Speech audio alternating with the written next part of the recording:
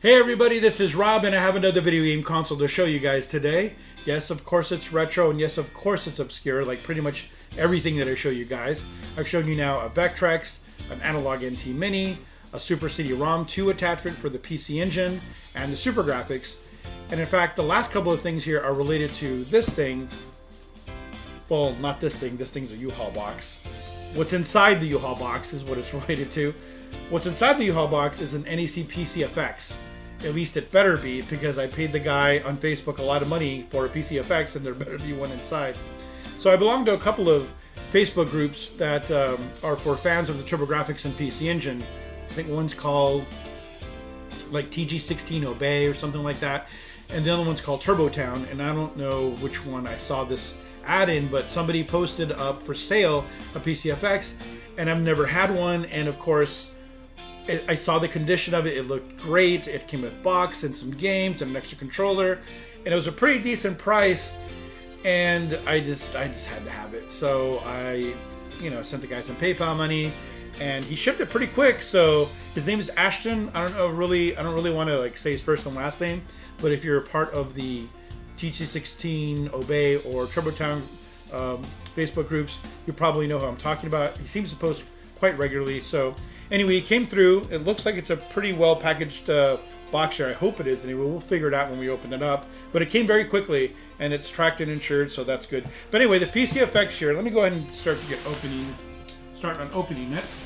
The PC-FX was released in late 1994, and it didn't do very well. It was discontinued in 1998, early 1998, so just over 3 years it was on the market, and it never came to America. And in fact, I don't ever think it left Japan. And the reason for that was because it wasn't a very good system. It didn't sell very good. What happened was NEC, get this out here. Oh, very nice packaging. A lot of bubbles stuff in here. Oh, nice. I love old video game boxes. Oh man, these are awesome looking. They look like mini Neo Geo cartridges. They're pretty big. Oh wow, okay, cool. Has a foam in it? What? Oh. Where's the game? I see where the game's supposed to be. Is it? This is Battle Heat. Oh man, how do I get to the game? This is too complicated for me. It's got to open this way. It's got to... Oh, wait. Hey, the game's not in here. Oh, man. I hope he was cool and he took out the games and he put them in a different package. Here's some other games. And an extra control pad. Either that or it better be in the console. It didn't do well. Let me put this here. It didn't do well because it focused on full motion video. The game you see here, of course it's not playing, okay now it's playing, is called Wirehead. This is a Sega CD game, and if you owned a Sega CD back in the 90s, you know that they try to do a lot of full motion video games. A lot of people thought, including NEC, that the future of video games was full motion video games. A lot of stuff like Dragon's Lair or Space Ace, where it played full motion video, you would make a decision, and then it would branch into either, decision A, B, or C, and then you would just kind of go from there. There wasn't a lot of control in it, and so it ended up not being a good idea. And instead of going with full motion video, things like the PlayStation and Sega Saturn, which were released within a month or so of this actually was released on December 23rd, 1994, and it was just a couple weeks after the PlayStation and not that much after the Sega Saturn. So they're all released in holiday timeframe in 1984. While those two went 3D, the PlayStation went 3D. They bet all 3D, and of course that was a winning bet. The Saturn was actually built for a lot of 2D and ended up having the capability to do 3D, which kind of saved their asses, because had it been an all 2D machine, it probably wouldn't have done as well. And then, of course, the N64 came out later. That was an all 3D machine. So NEC put all their chips in on full motion video games. It didn't work out. They sold about 400,000 of these, and a lot of the games that are released for this are just full motion video games. They're very anime, and because they're video, they have voice, and it's all in Japanese, so it's pretty much unplayable for imports. There are a few games that you can play as an import, and there's some patches you can download for some games and burn the discs, because it will play burn discs with patches, so you can play them in English. But for the most part, you're kind of, it's just a kind of an oddity in the history of video games. So, and it was pretty good condition. And we'll open up in a second, but I want to make sure that there's games in some of these. So okay, so there's manual of that, and then game, please. Okay, so there's Lunatic Dawn. And anyway, so NEC bet the farm on full motion video games, and you know, and you can see why.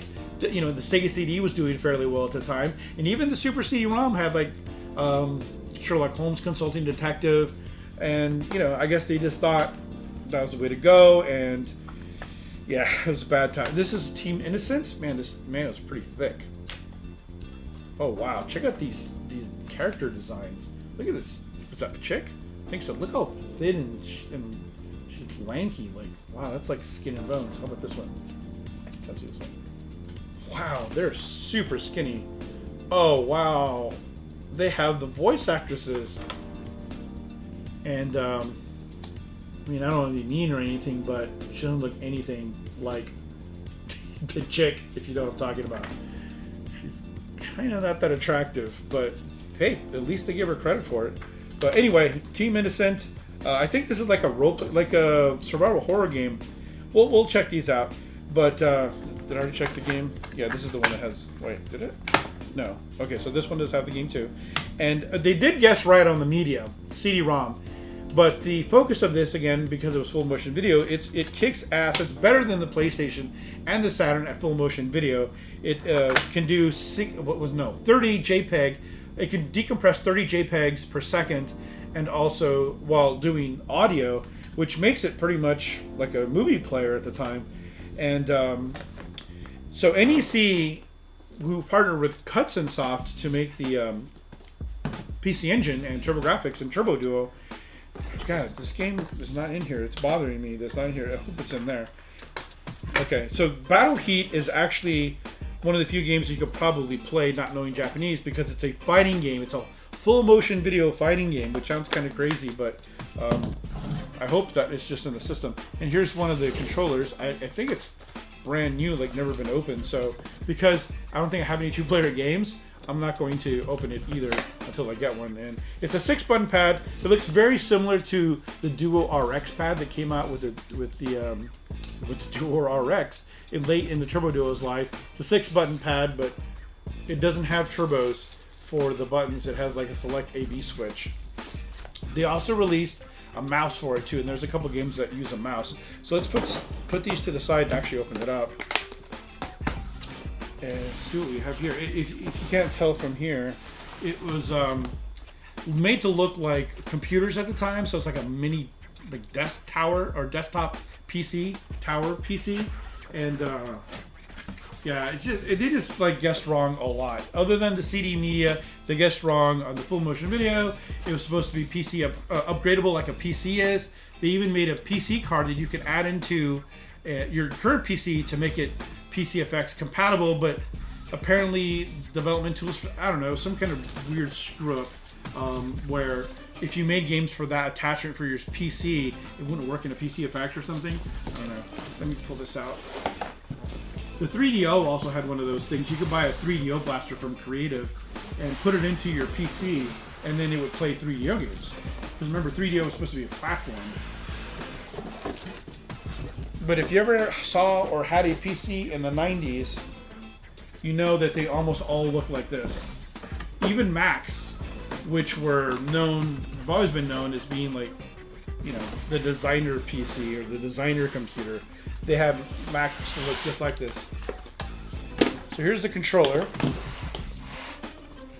First, you gotta see it. It